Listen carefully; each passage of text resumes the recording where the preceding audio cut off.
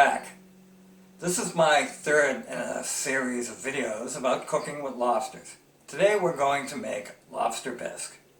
That lobster bisque is made from a lobster stock that we made in an earlier video.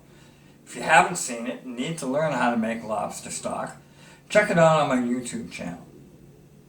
Before we move on, I want to thank everybody out there who's been supporting me through this learning experience that is doing cooking videos. It's been quite an adventure. I've learned a lot.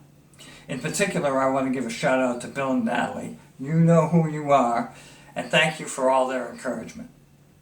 Before we get started, here's a few factoids about lobster bisque. I learned these from a site called The Spruce Eats, where I get a lot of my recipes. I encourage you to check out that site. They have great recipes and great background on all things culinary. A lobster bisque is an old school recipe that originated in France that is from making a stock out of crustaceans, shrimp, lobster, crab.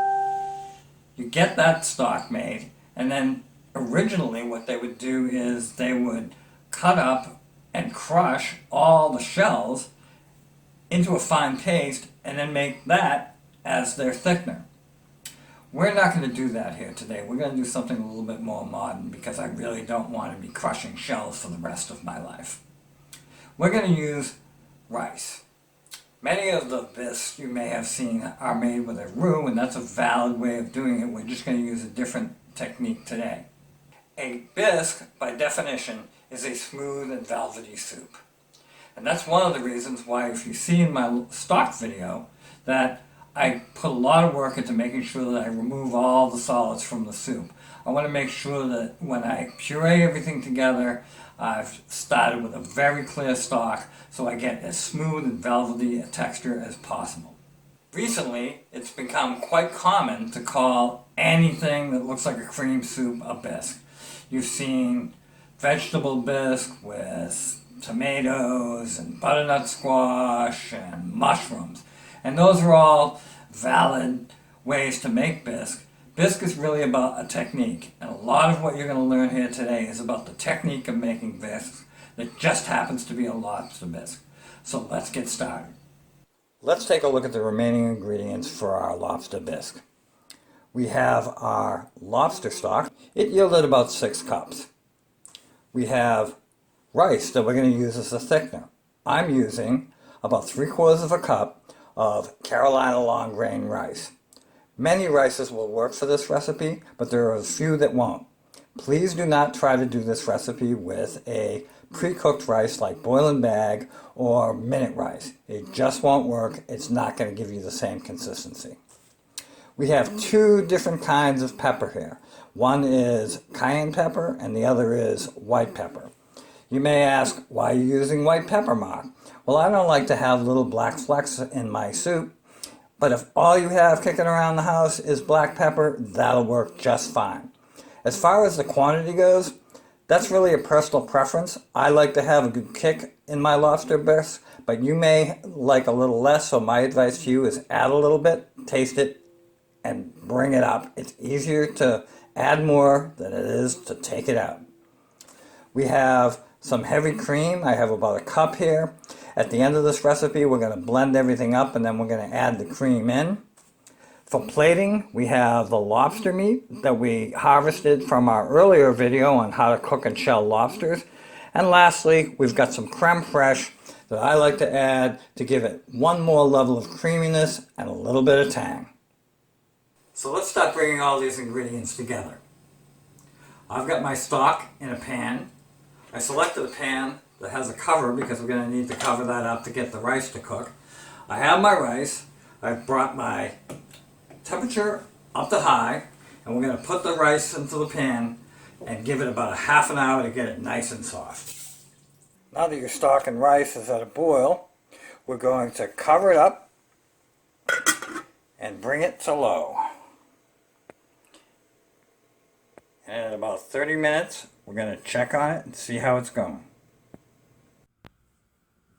So it's been 30 minutes. Let's check and see if the rice is at the proper consistency. Take a spoon grab a little rice out of the pot, put it on whatever convenient surface you happen to have nearby, and if when you press on it, it crushes like this, that would be poorly cooked rice if you were making a rice dish, but it's perfect for this application. Our next step is to blend it all together and create a puree. I want to talk to you quickly though about using a blender and hot liquids. It's really important that you understand that a hot liquid will expand when you turn the blender on. If you fill the blender cup more than halfway, you're likely to end up with Lobster Bisque all over your kitchen and you run the risk of burning yourself. So let's ladle some into the blender, keeping that in mind that we're not going to fill it more than halfway.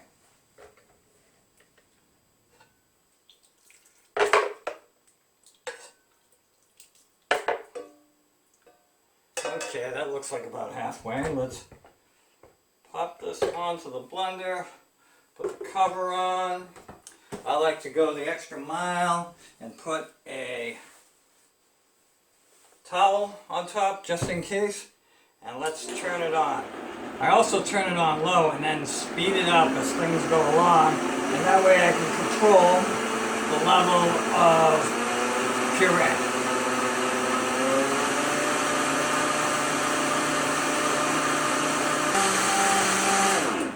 We're going to let the first batch of that go for about 30 seconds, and then we will do the same thing for the rest.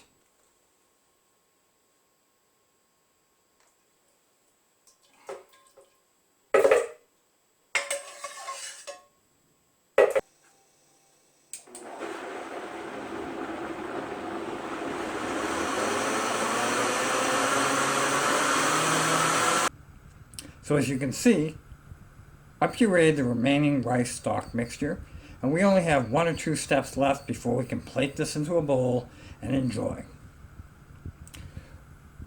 We have some cream here that we're going to add because everything is good with cream, and it's going to add another layer of velvety smoothness to this already beautifully smooth stock.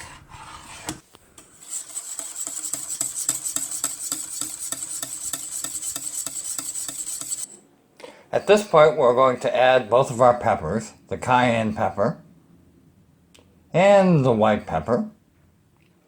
As I mentioned earlier in this video, the amount of pepper you add is really a personal preference. It's how much kick you want to have in your bisque. Alright, so let's plate this all up. Get yourself a ladle, pour some soup into a bowl.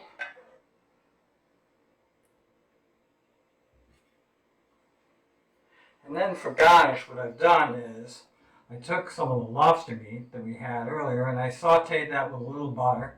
And we're going to place a couple medallions of lobster in there. Get a piece of tail and a piece of claw. And then a couple of dollops of creme fraiche placed strategically around the bowl. And now we have our beautifully plated Lobster Bisque.